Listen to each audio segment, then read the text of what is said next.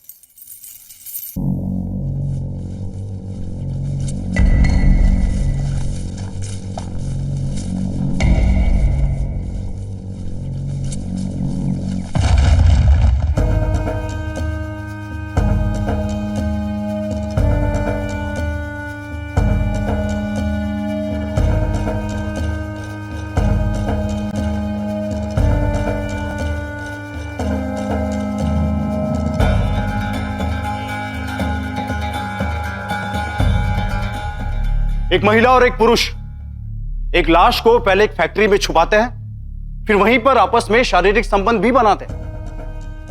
क्या ये संबंध किसी को मौत की घाट उतारने की कामयाबी के तौर पे बनाए गए थे या वजह कुछ और थी? और किसकी थी ये लाश? कौन थे ये महिला और पुरुष? क्या इस लाश के साथ इनका कोई संबंध था? नमस्कार, मैं गिरीश जैन। क्राइम अलर्ट के इस एपिसोड में देखते हैं ये सनसनीखेज वारदात। अभी आपने जो देखा वो देखने में भले ही आपको हैरत अंगेज लगा हो, लेकिन ऐसा सच में हुआ है। यह घटना यूपी में लखनऊ के पास के एक शहर में घटी। इस घटना का पूरा सच जानने के लिए हमें कुछ वक्त पीछे जाना होगा।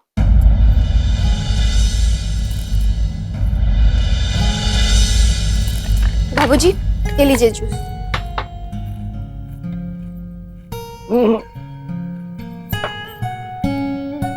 नरेंद्र, प्रताप कहाँ है? आप तो जानते ही हैं पिताजी, अपने कमरे में होगा, घोड़े बेचकर सो रहा होगा और क्या। तुम दोनों ने ही उसे सर पे चढ़ा रखा है। सुबह सुबह उठा क्यों नहीं देते? ये बात आप मुझसे नहीं, अपनी बहू गीता से कही है। यही अपने देवर को दोपहर के 3 बजे तक आराम से सोने देती हैं।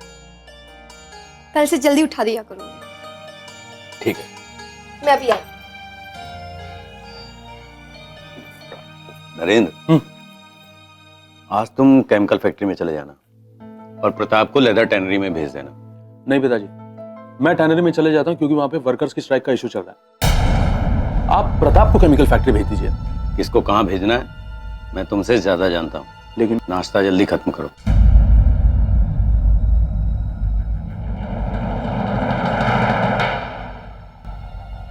कहने को तो शहर के इतने बड़े बिजनेसमैन हैं, पर सारा रोब घर में ही झाड़ना है। प्रताप, प्रताप, प्रताप उठो। अरे जल्दी उठो, ऑफिस जाना है यार। सोने दो ना भैया। प्रताप, आप उसे सोने दीजिए। आप पिताजी के साथ ऑफिस जाइए, मैं इसे भेज दूंगी। ठीक है, लेकिन जल्दी भेजना। हमेशा काम खत्म होने के बाद पहुंचता ना लायक। पता नहीं क्या कुंभकर्ण का नाती।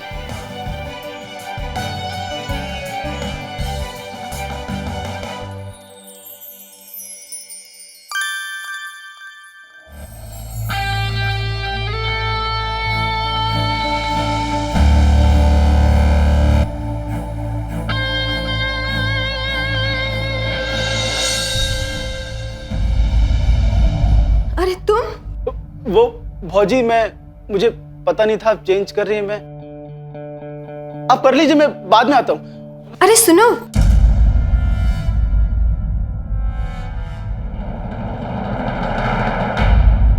यहाँ आओ।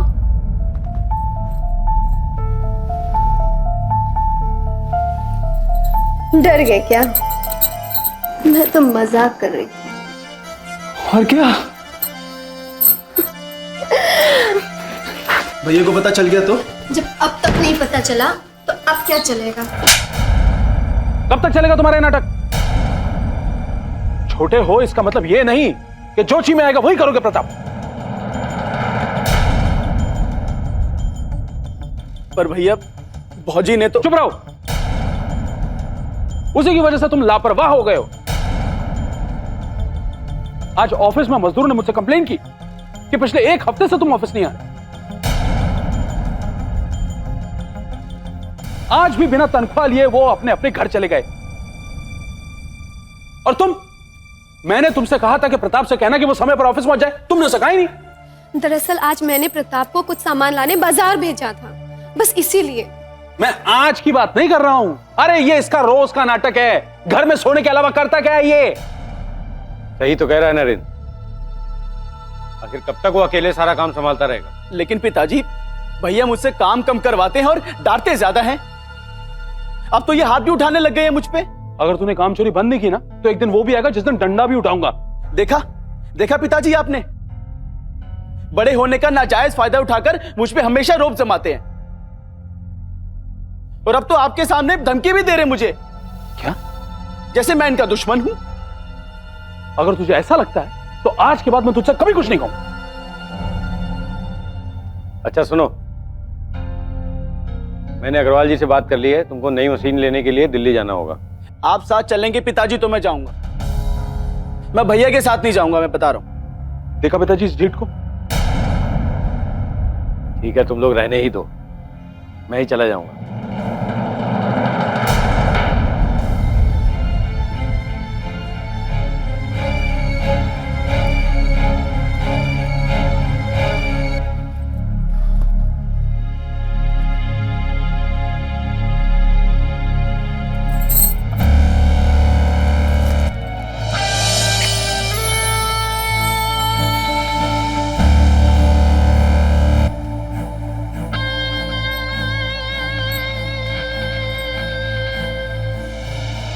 भारतीय संस्कृति और परिवारों में देवर और भाभी का रिश्ता बेहद ही पवित्र माना जाता है, लेकिन प्रताप और गीता इस रिश्ते की एक ऐसी परिभाषा रच रहे थे जो किसी भी दृष्टि से ना तो पवित्र थी और ना ही परिवार और समाज की नजरों में जायज। जब काम वासना इंसान के दिलो दिमाग पर हावी हो जाती है, तब ना ही उसे रिश्तों की परवाह होती है और ना ही मर्यादाओं की। क्या नरेंद्र और प्रताप के बीच हमेशा की तू मैं का होना इसी अनैतिक संबंध की देन थी? और सबसे महत्वपूर्ण बात, गीता को प्रताप के साथ अनैतिक संबंध बनाने की जरूरत महसूस हुई तो क्यों? क्या नरेंद्र को गीता में कोई दिलचस्पी नहीं थी, या फिर गीता नरेंद्र से संतुष्ट नहीं हो पा रही थी, या कोई और वजह थी? आइए देखते हैं।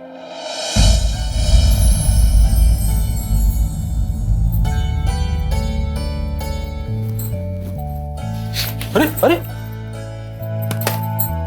एक बात बताइए, आप प्रताप के साथ प्यार से पेश नहीं आ सकते? वो मेरे साथ तमीज से पेश नहीं आ सकता। मैं हमेशा उसे सही रास्ता दिखाने की कोशिश करता हूं, पर वो कोई ना कोई गैर जिम्मेदाराना हरकत कर ही देता है।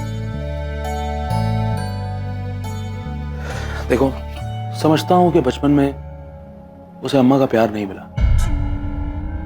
पर इसका मतलब ये तो नहीं कि वो ढीठ हो जाए। तो उसे आप प्यार से समझाइए ना। ठीक है, लेकिन तुम उसे अपने ढंग से समझाने की कोशिश क्यों नहीं करती? हो सकता है वो अपना रवैया बदल दे। समझे? समझ गई। अरे अरे, आप सो जाइए, आपको सुबह काम पे भी जल्दी जाना है। अरे ऐसा करोगी तो तुम्हारा सपना कैसे पूरा होगा? कौन सा सपना? घर में छोटा नरेंद्र लाने का सपना। अरे अरे प्लीज, आप सो जाइए, आप सो प्लीज। अरे रुकिए रुकिए, लाइट तो ऑफ करने दीजिए।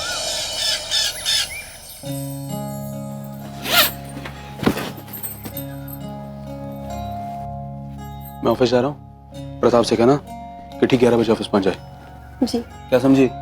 11 बजे मतलब 11 बजे। हाँ हाँ।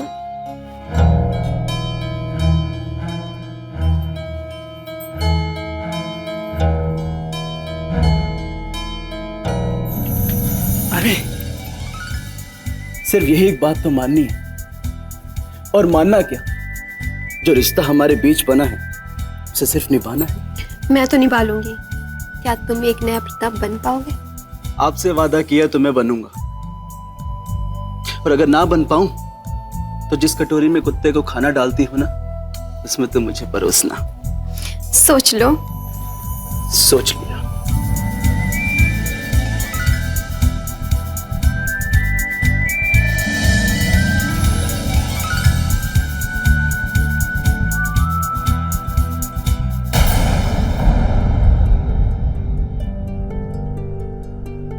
तुमसे कितनी बार कहा है पीतांबर का हिसाब सबसे पहले लिखा करो, लेकिन तुम अब कहां ढूंढूं उसे? पिताजी, ये रहा पीतांबर का हिसाब, ये देखिए। अरे वाह, यही तो है। कहां मिला तुम्हें? भैया के कमरे से। है? आपके कमरे में जो अलमारी रखी है ना, उसमें पुराने अखबारों के बीच में पड़ा था और उसमें कुछ पुराने कागजात भी मिले हैं। अरे वाह प्रताप, तुमने कितना बड़ा काम कितनी आसानी से हल कर दिया। हाँ, मुझे भी यकीन ही नहीं हो रहा कि कल तक जो प्रताप आपसे और मुझसे खाने से ज्यादा थप्पड़ खाता था, आज वो इतना समझदार कैसे हो गया? तो है। पिताजी, प्रताप को समझदार बनाने में सबसे बड़ा हाथ गीता का है। तो बहू, इसकी जल्दी से शादी भी करवा दो। शादी? हाँ हाँ, क्यों नहीं? इतनी भी क्या जल्दी है पिताजी? कम से कम इसे 1 साल अपनी जिम्मेदारियां उठाने तो दीजिए। भौजी सही कह रही है। ठीक है, बहू कहती है तो रुक जाते हैं। अच्छा, वो जो 2 लाख रुपए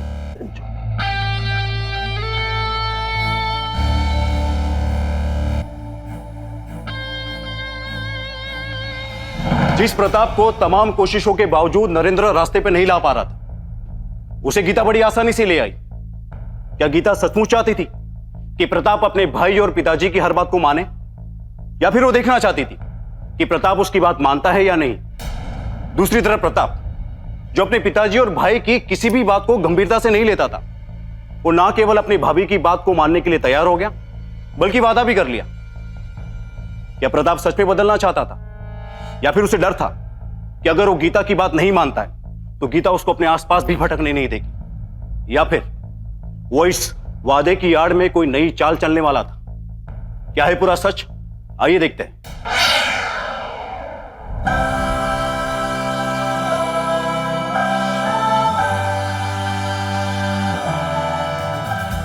बस करो प्रताप। थोड़ी देर और।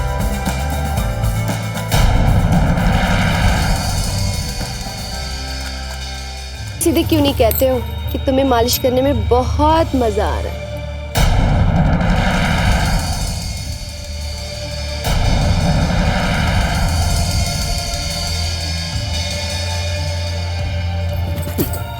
अच्छा, तुम्हें नहीं आ रहा? हाँ,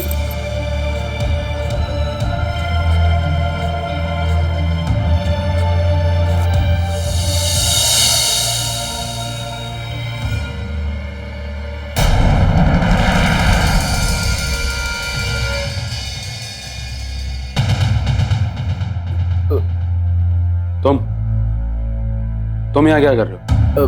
भैया वो गीता कहाँ है? भाजी, क्या हुआ?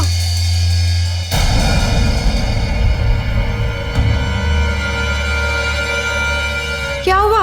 ऐसे क्या देख रहे हो? नहीं, तुम्हारे कंधे पे तेल है और प्रताप के हाथों में।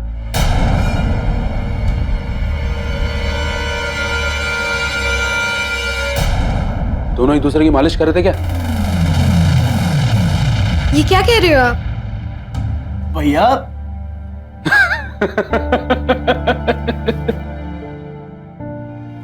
मजाक कर रहा हूं बाबा। अच्छा, वो अलमारी से जरा 4 लाख रुपए निकाल के दे दो, किसी को देने। हाँ।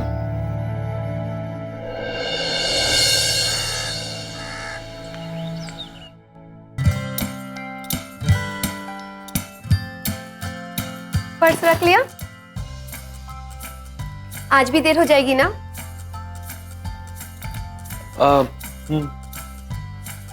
तो आने से पहले फोन कर दीजिएगा।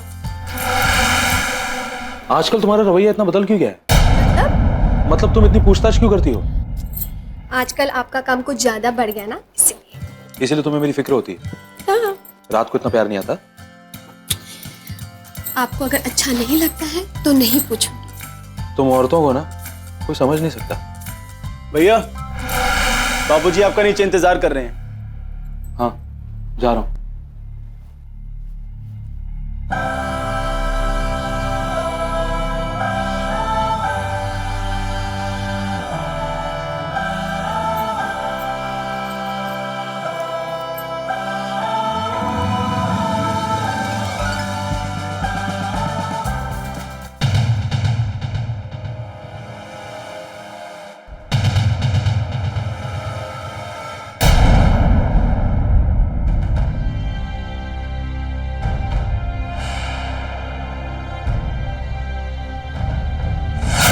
प्रताप को समझदार बनाने में सबसे बड़ा हाथ गीता का है।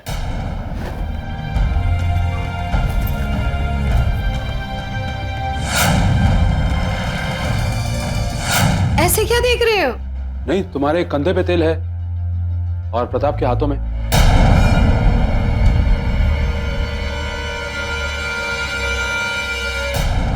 दोनों एक दूसरे की मालिश कर रहे थे क्या? अरे अरे हाँ? क्या हुआ? कुछ नहीं पिताजी। चलो। हाँ हाँ, आप चलिए, मैं आता हूं।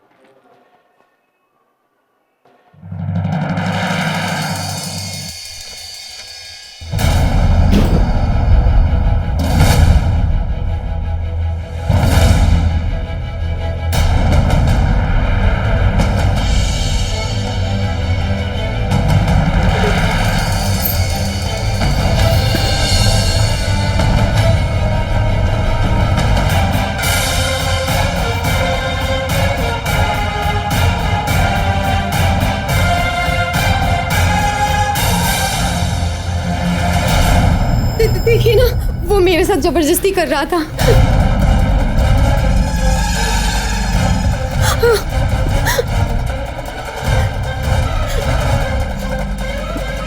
भैया भैया मैंने कुछ नहीं किया भैया, मैंने कुछ नहीं किया।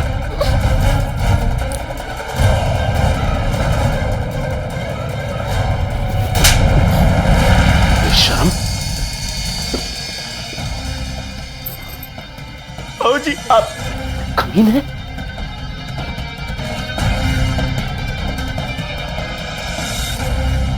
रंगे हाथों पकड़े जाने के बाद भी झूठ बोल रहा है।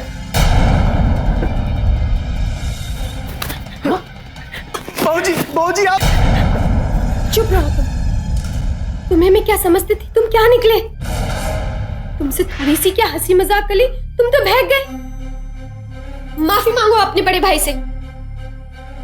सुना नहीं तुमने? माफी मांगो, इसी वक्त माफी मांगो।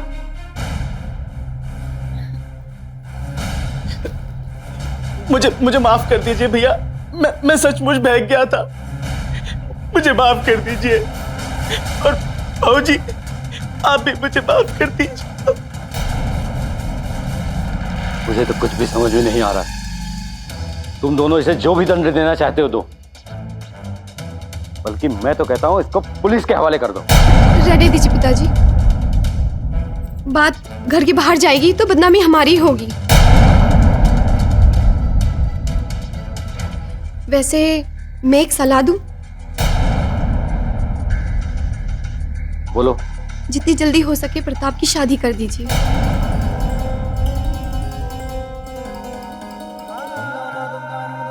ठीक है, मैं आज ही पंडित जी से बात करता हूं। लेकिन पिताजी अगले ही हफ्ते होगी शादी। दद्दन सिंह की नजरों में रिश्तों, मर्यादाओं और मान सम्मान की बहुत अहमियत थी। इसलिए जब नरेंद्र ने प्रताप की हरकतों के बारे में उन्हें बताया तो उन्हें प्रताप की हरकत किसी जघन्य अपराध से कम नहीं लगी। वे तुरंत प्रताप को पुलिस के हवाले कर देना चाहते थे, लेकिन गीता ने प्रताप की शादी जल्द से जल्द करवा देने पर जोर दिया। क्यों? क्या गीता को डर था कि अगर प्रताप जेल चला गया तो उसका क्या होगा, या फिर प्रताप की शादी की आड़ में वो कोई नई चाल चलना चाहती थी?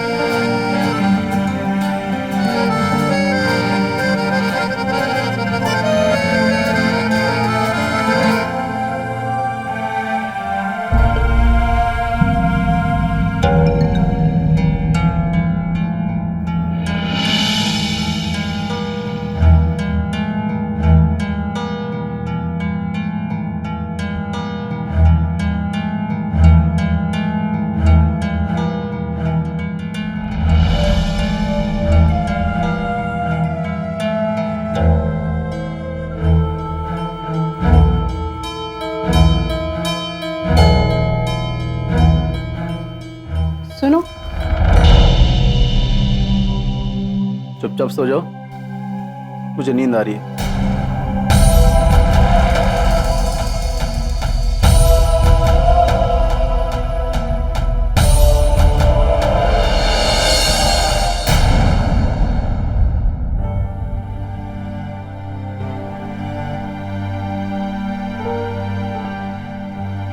बहुत रात हो गई है, अब तुम सो जाओ। तुम सो जाओ, मुझे अभी बहुत काम है। मैं कुछ मदद करूं? नहीं। दूध ला दूं? ओफो, क्यों बेवजह परेशान करती रहती हो? परेशान मैं नहीं करती, परेशान तुम खुद रहते हो। 3 महीने हो गए हमारी शादी को, और एक भी दिन ऐसा नहीं गया जब तुमने मुझसे प्यार से बात की हो। एक भी दिन मुझे ऐसा नहीं लगा कि तुम मेरे पति हो और मैं तुम्हारी पत्नी। एक ही घर में रहते हैं, अजनबियों के जैसे। ज्यादा लेक्चर मत दो। एक शादीशुदा लड़की को जो ससुराल में सुख सुविधाएं मिलनी चाहिए, वो मैंने तुम्हें सब दी है। और अगर फिर भी तुम्हें लगता है कि मैं तुम्हारे साथ अन्याय कर रहा हूं, तो तुम जब चाहो अपने मायके जा सकती है।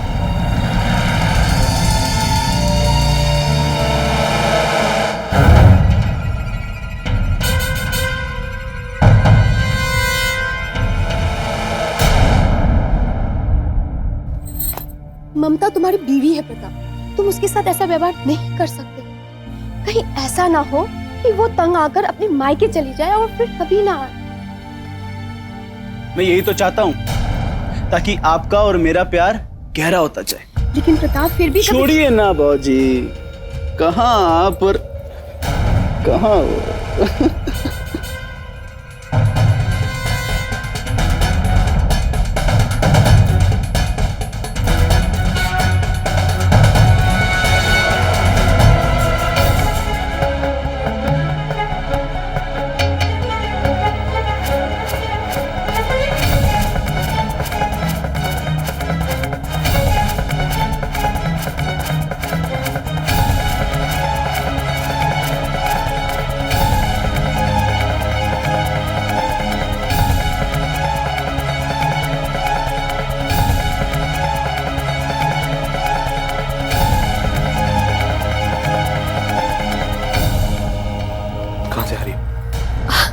दरअसल ममता बहुत ही ज्यादा परेशान है, उसी को समझाने गई थी।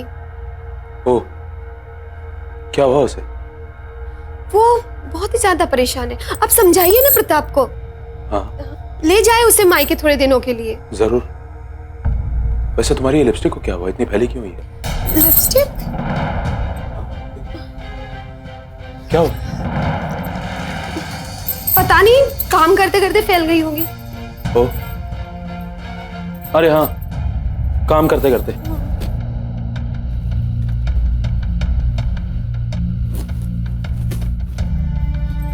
आप सो जाइए, काफी देर हो गई है, सो जाइए। तुम सो जाओ, मुझे नींद नहीं आ रही। ठीक है।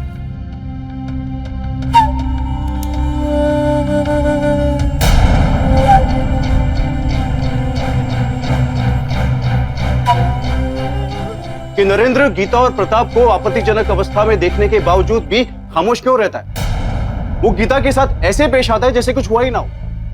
क्या नरेंद्र गीता और प्रताप के इस अनैतिक संबंध को सामान्य मानकर अनदेखा करना चाह रहा था, या फिर इस घटना को अभी तूल ना देकर भविष्य में किसी बड़ी साजिश को अंजाम देना चाहता था? क्या होता आगे, आइए देखते हैं।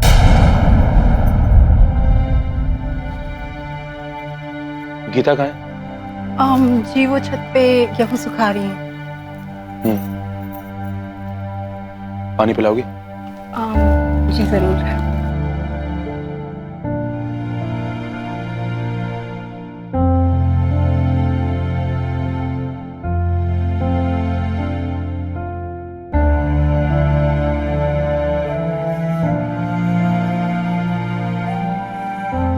पानी?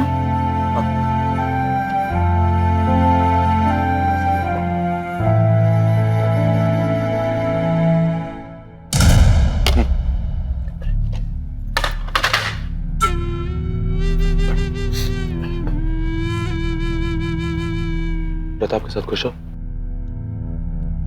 क्या तुम्हें पता है कि प्रताप तुम्हारे साथ इतनी बेरुखी से पेश क्यों आता है? जानना चाहती हो क्यों? क्या शादी के बाद प्रताप ने कभी तुम्हारे साथ शारीरिक संबंध बनाए ममता? जानती हो क्यों? क्योंकि प्रताप और गीता के बीच नाजायज संबंध है। क्या?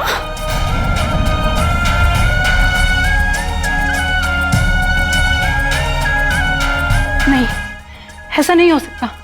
मैंने कई बार उन दोनों को एक साथ देखा है। मैं समझ सकता हूं ममता कि तुम पर क्या बीत रही है, पर अगर तुम चाहो तो इस बात के लिए प्रताप को मैं कड़ी सजा दे सकता हूं। कैसे? अब तो तुम जानती हो कि प्रताप और गीता के बीच कैसे संबंध है। क्या वैसे संबंध तुम्हारे और मेरे बीच नहीं हो सकते? ये क्या कह रहे हैं आप? मैं ऐसा नहीं कर सकती। जहर को जहर काटता है ममता। लेकिन आप तो मेरे जेठ हूं, यही ना? और तुम्हारे पति को पाने का इससे अच्छा मौका तुम्हारे पास कभी नहीं आएगा। मैं अपने पति को नहीं छोड़ूंगी। तुम उसका अकेले कुछ नहीं बिगाड़ पाओगे, बल्कि वो तुम पे झूठा इल्जाम लगा के तुम्हें इस घर से बाहर निकलवा देगा। फिर क्या कर लोगी? ये बात सिर्फ तुम्हारे और मेरे बीच में रहेगी। मुझे कुछ समझ नहीं आ रहा है। सब समझने की जरूरत ही नहीं है, बस जैसे मैं कहूं ऐसा करते जाओ।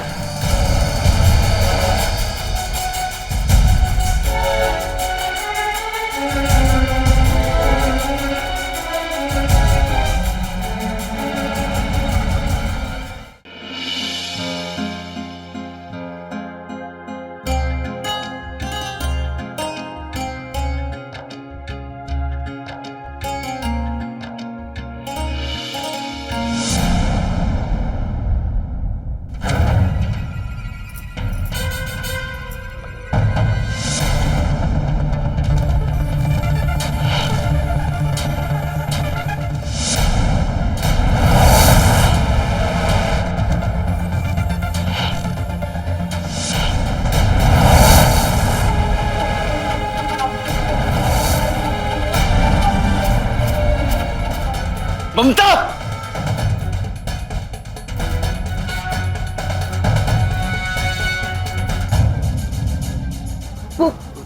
मैं वो क्या कर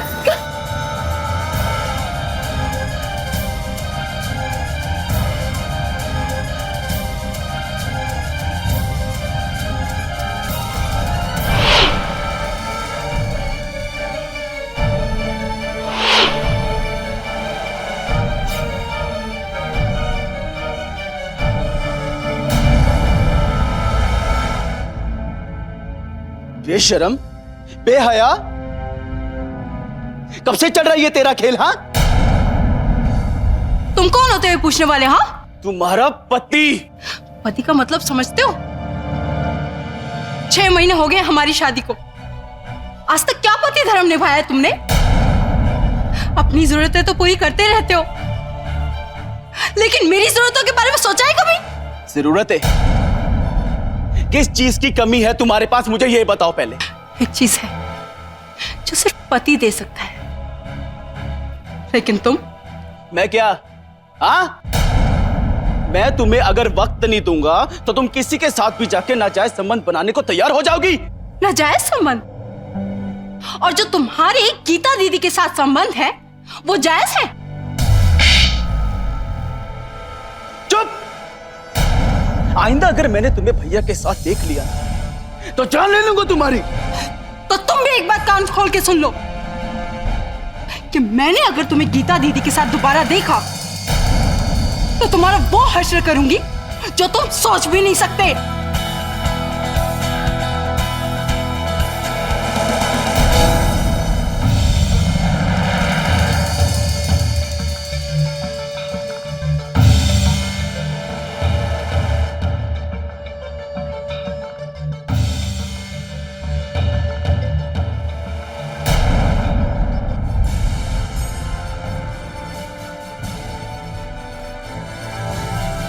मैंने फैसला कर लिया, जिस तरह के हालात इस घर में पैदा हो गए हैं उन्हें तुम लोग सुधार नहीं सकते। इसलिए तुम दोनों में से कोई एक ही इस घर में रहेगा। आपस में तय कर लो कौन रहेगा।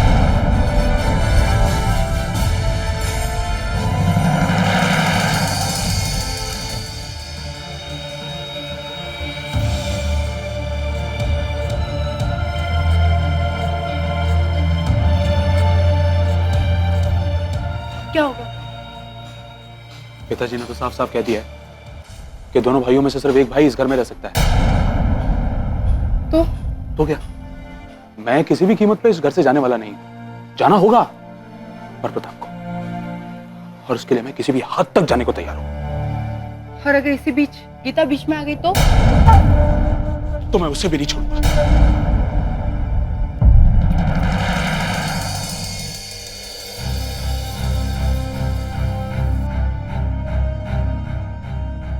याद है ना तुम्हें कि क्या करना है? हाँ मुझे पता है। ठीक है, तुम जाओ, मैं तुम्हारा इंतजार करूंगा मिस कॉल का। ठीक है। हाँ मौर्य, बस 5 मिनट में पहुंच रहा हूँ, आप वहीं रुको। हाँ। अब कहाँ जा रहे हो? अभी तो आए हो तुम ऑफिस से। हाँ, वो सुपरवाइजर मौर्य ने ऑफिस में किसी जरूरी काम से बुलाया, मुझे जाना होगा। तुम ये सब रहने दो। मेरा बैग। सुनो, तुम्हें आने में देर हो जाएगी ना? हाँ शायद। तो प्लीज ये जूस पी लीजिए, प्लीज पी लीजिए।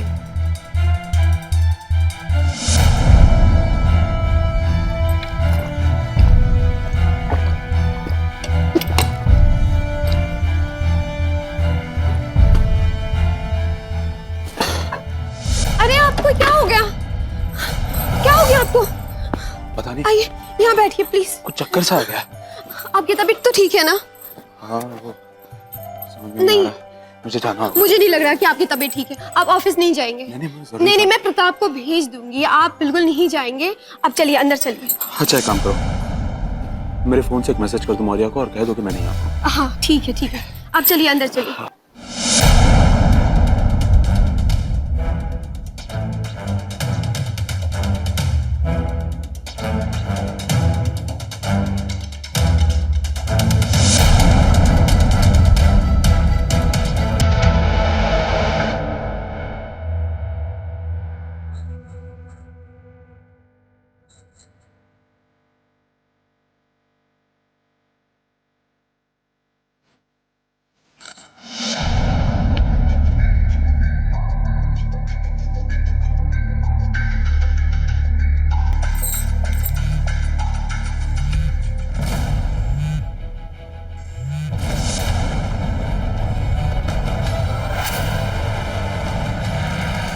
हाँ मौर्य बोलो। सर एक बहुत बुरी खबर है। क्या?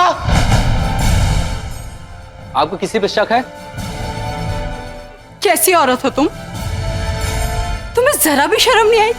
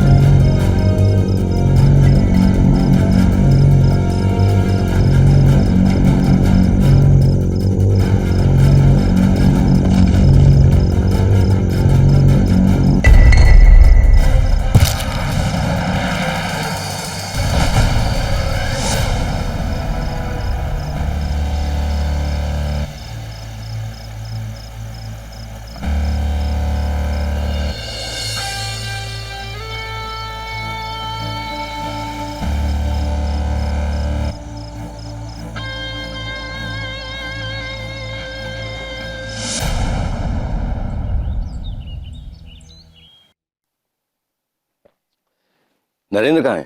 वो कल रात से घर ही नहीं लौटे। क्या? और तुम मुझे अब बता रही हो?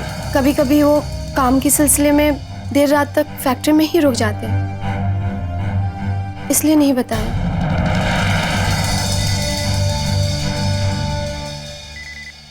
हेलो, हाँ मौर्य बोलो। सर एक बहुत बुरी खबर है। अरे हुआ क्या? सर वो अपने फैक्ट्री में नरेंद्र साहब की लाश मिली है। क्या?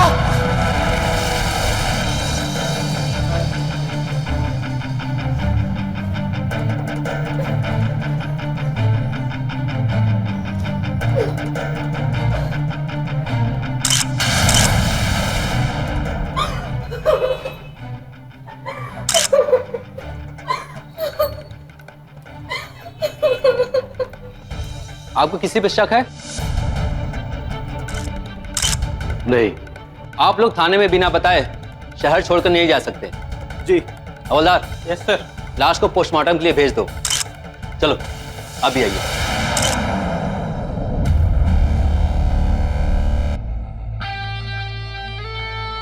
अब हमें रोकने वाला कोई नहीं। हाँ, लेकिन एक रोड़ा है। कौन? ममता। उसका भी कुछ करना पड़ेगा। तो उसे भी भेज देते हैं उसके आशिक के पास। तुम्हारा मतलब नरेंद्र के पास? हाँ, दोनों को अलग करके हम पाप की भागीदार क्यों बने? सही कह रही है।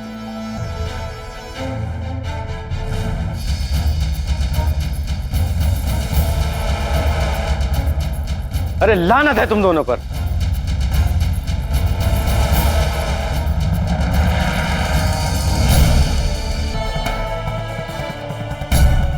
मैंने किसी एक को घर से बाहर जाने के लिए कहा था, लेकिन तुम लोगों ने उसे मौत की नींद ही सुला दी, वो भी इतनी घिनौनी साजिश कर। क्यों किया ऐसा? शराफत से ये बता दो कि तुम लोगों ने ऐसा क्यों किया। जवाब दो। क्योंकि नरेंद्र और ममता हमारे प्यार के बीच का कांटा बन चुके थे,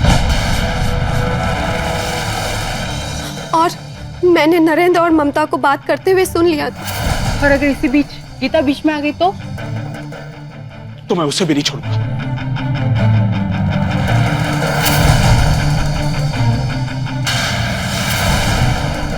फिर क्या किया तुमने? इससे पहले कि मेरे पति कोई अगला कदम उठाते, मैंने और प्रताप ने मिलकर प्लान बना डाला।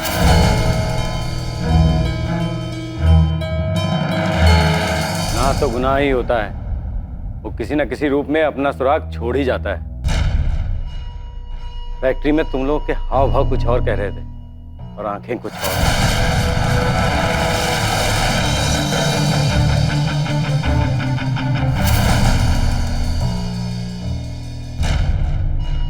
कैसी औरत हो तुम? तुम्हें जरा भी शर्म नहीं आई? अपने ही पति की हत्या में शामिल होते हुए सुहागन का जोड़ा उतारकर, विधवा का लिबास पहनकर क्या हासिल हुआ तुम्हें? और तुम हवस में अंधे होकर इस कदर गिर जाओगे, मैं कभी सोच भी नहीं सकती थी।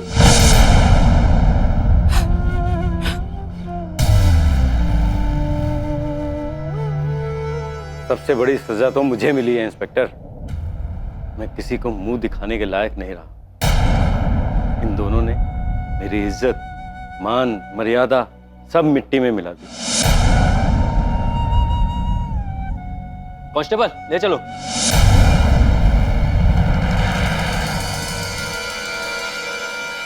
नरेंद्र की हत्या के जुर्म में अदालत ने प्रताप को आजीवन कारावास की सजा सुनाई और गीता को हत्या में उसका साथ देने के जुर्म में 10 साल की सजा सुनाई। अगर प्रताप गीता के बहकावे में आकर उसके और गीता के रिश्ते की मर्यादा को नहीं जानता या फिर उसके अनैतिक रवैये के बारे में अपने भाई और पिताजी को बता देता तो आज उसे जेल नहीं जाना पड़ता।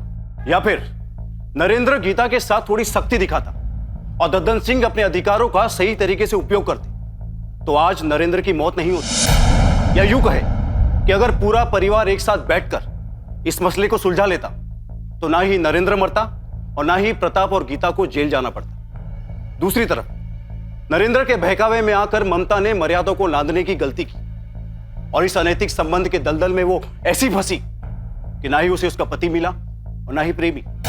इस तरह के गुनाह ना केवल परिवारों को बर्बाद करते हैं बल्कि रिश्तों और मर्यादाओं को भी अपमानित करते हैं और समाज पर इसका बुरा असर पड़ता है वो अलग।